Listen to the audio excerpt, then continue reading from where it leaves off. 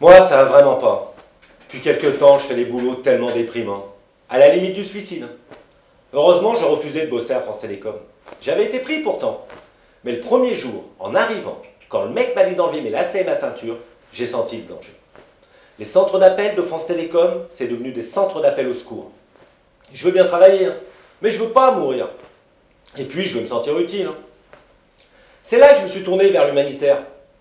Mais pour bosser dans l'humanitaire, hein, c'est comme pour la religion. Il faut avoir la vocation. Ou il faut être pédophile. Et moi, je veux pas aller en prison. Hein. Je m'appelle pas Pierre Enluge, hein, ni Polanski d'ailleurs. Les violeurs en prison, on les appelle des pointeurs. En fait, c'est des tireurs. Hein.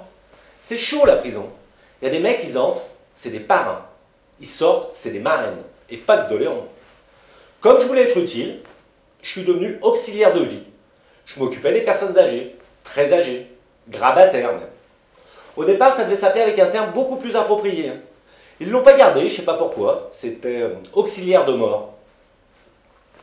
La première vieille chez qui je suis allé, chaque fois qu'elle passait devant une vitre ou un miroir, elle gueulait. « C'est qui cette vieille folle chez moi ?»« C'est toi », je lui répondais. Alzheimer, c'est terrible comme maladie. Ça fait peur. Elle me payait 10 fois par jour. Ça a des avantages. Elle avait vraiment reçu beaucoup d'allocations. Une autre, dont je m'occupais, une autre vieille, elle était folle. Mais folle de cul. Chaude comme de la braise. Elle ne pensait qu'à ça. J'ai une certaine éthique. Hein. Pour moi, c'était no job in job. Quelquefois, elle me donnait un peu plus d'argent pour que je lui laisse toucher ma bite. Mais c'était amical, affectueux, hein, pour pas avoir le mal partout. Un jour, j'arrive chez elle, et là, elle me propose une fortune pour lui faire l'amour. C'est dégueulasse, ça se fait pas, évidemment. J'ai accepté. Financièrement, je ne pouvais pas faire autrement. On commence, je ferme les yeux, je pense à autre chose. Mais à un moment, c'était trop hard. J'en pouvais plus, j'allais vomir. Et là, elle me dit, si t'arrêtes, j'appelle les flics. Obligé, j'ai fini. Hein. Après ce cauchemar, je faisais tout pour oublier. Hein. J'allais plus la voir, la vieille. J'ai quand même un peu de fierté. C'est elle qui m'a recontacté. Et là, elle m'a dit, félicitations, tu vas être papa. J'ai cru que j'allais faire une attaque. Je lui dis, c'est pas possible, la vieille, t'es quasiment à l'état de momie. Je l'entends encore me répondre, c'est l'exception qui confirme les règles. Le choc. Heureusement, ça s'est bien terminé. Elle est morte pendant l'accouchement. Ils ont sauvé l'enfant. Et la seule chose qu'elle m'ait léguée, la vieille peau, c'est le gosse. Moi, j'en voulais pas. Hein. On m'a obligé à faire un test ADN. C'était pas moi le père. Par contre, c'était ma grand-mère. Avec ce job, évidemment, j'ai rapidement été sensibilisé au problème de la vieillesse. Et j'ai dit à mes sœurs qu'il fallait mettre nos parents dans un asile, un hospice, une maison de retraite. Je voulais pas qu'ils souffrent. Le jour où on les a laissés, ça a été déchirant pour le partage de la maison. Mais ils sont bien là-bas, puis ça fait pas une grosse différence. Hein. C'est vrai, ils étaient attachés à leur maison. Hein. Maintenant, ils sont attachés au lit. Tout va bien. Et ma copine, elle a voulu me quitter, laisser tomber à ce moment-là. Je lui ai dit, mais non, c'est pas le moment, j'ai besoin de soutien. Et puis donne-moi une bonne raison pour me quitter. T'es macho, t'es facho, tu m'as jamais fait jouir, t'es infidèle. J'ai dit, oh, une bonne raison. Je me suis retrouvé seul. Et moi, je peux pas être célibataire. J'ai pas de lave-vaisselle. Aller draguer dans les bars, dans les boîtes, je trouve ça glauque. Et je sais pas faire. Évidemment, il y a Internet, les sites de rencontres. Mais là, c'est pour baiser. Moi, je suis un sentimental, un romantique. Je veux laisser place à un peu de hasard. Et là, j'ai un pote roumain. Bah oui, à force d'attendre au feu rouge, on se fait des potes roumains.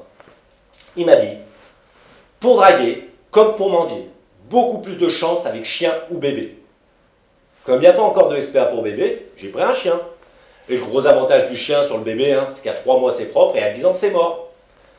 On a commencé à se promener, tous les deux, tranquilles, dans les parcs, dans les jardins, à l'affût d'une chienne, pour lui, pour nous. Et les chiens, c'est des vrais aspirateurs à femmes. Mais pas le pitbull. Non, le pitbull, je ne vous le conseille pas. La seule chose qui l'attire, le pitbull, c'est les emmerdes. Mais bon, il faut assumer quand on a un chien. J'allais pas l'abandonner lâchement au bord d'une route, dans une forêt. C'était pas possible. Je suis allé chez le vétérinaire pour le faire piquer. C'est là que j'ai fait la connaissance de la secrétaire. On a eu un bon feeling tout de suite. Elle détestait les animaux aussi. Normal, à en voir tous les jours des malades en plus. On est sortis ensemble. Le problème, c'est qu'elle était beaucoup plus grande que moi. Un peu comme Sarko et Carla. Mais je voulais pas être tout le temps hein, sur la pointe des pieds, ridicule ou avec des talonnettes. Hein. Pour être sympa, elle se mettait toujours en basket. Mais quand on se promenait main dans la main, j'avais toujours l'air d'un con.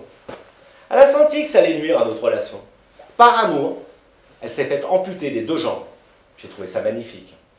Je l'ai quitté, je n'allais pas rester avec une handicapée. Je suis resté gentleman.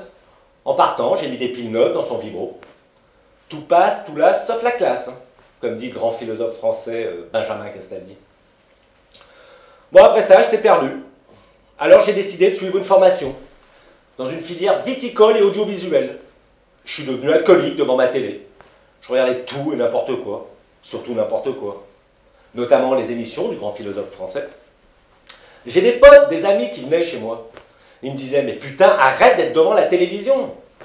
Je répondais « J'aimerais bien, mais si je me mets derrière, je vois rien. Et en plus, je regarde pas la télévision, c'est elle qui me regarde. » Je commençais à disjoncter grave, ça n'allait plus du tout. J'ai senti que ça allait mal finir. Je me suis motivé pour bouger, pour pas rester comme ça. Et j'ai bien fait. C'est là que j'ai rencontré Mélissa Torio, en me promenant par hasard dans un sex shop. Tout de suite, on a vu qu'on avait plein de goûts en commun. Le coup de foudre. À la même époque, j'ai voulu devenir humoriste, comme Dieudonné. Et moi, c'était plus qu'à être drôle, j'étais déjà raciste. Et paradoxalement, j'ai voulu intégrer le Jamel Comedy Club, faire de la discrimination positive à l'envers. J'ai réussi à prendre un rendez-vous avec Jamel. Autant s'adresser à Jésus qu'à ses apôtres. Surtout qu'avec le bol que j'ai, je serais tombé sur Judas. Bien entendu, je voulais que Mélissa vienne avec moi, pour rassurer, pour me la jouer un peu. Au départ, elle ne voulait pas du tout. Elle était encore plus raciste que moi. Elle détestait les Arabes. Ça faisait partie de nos dégoûts en commun. J'ai dû insister lourdement pour qu'elle vienne. Et le rendez-vous s'est bien passé, très bien passé.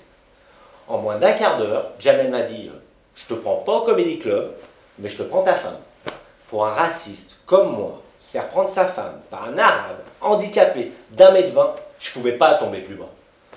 Enfin si, 1,19 m.